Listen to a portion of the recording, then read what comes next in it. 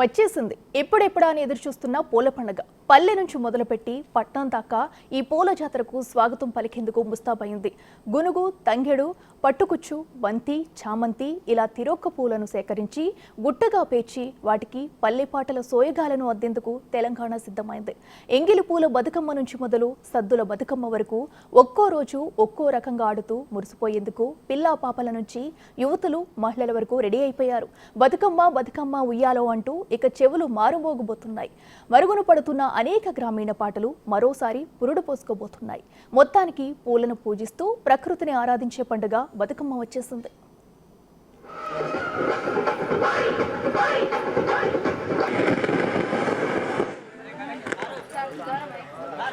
అయ్యో మనం ఫ్లెక్సీ తీసినాం.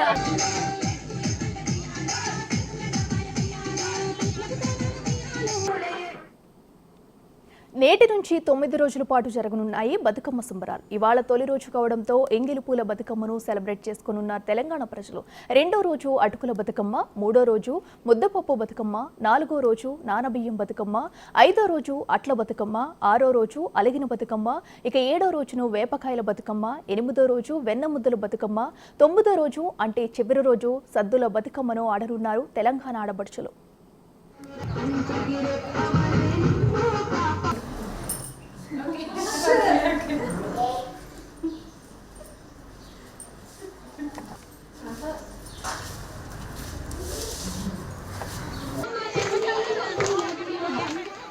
తెలంగాణ ప్రజలు సామూహిక జీవన విధానానికి కష్ట సుఖాలను కలిసి పంచుకునే ప్రజల ఐక్యతకు నిదర్శనం బతుకమ్మ పండుగ. ఇప్పటికే ఆడపిల్లలంతా తమ తమ పుట్టింటికి చేరుకున్నారు. అందుకే బంధాలు, అనుబంధాలను గుర్తు చేసే పండుగగా గుర్తిస్తారు బతుకమ్మను.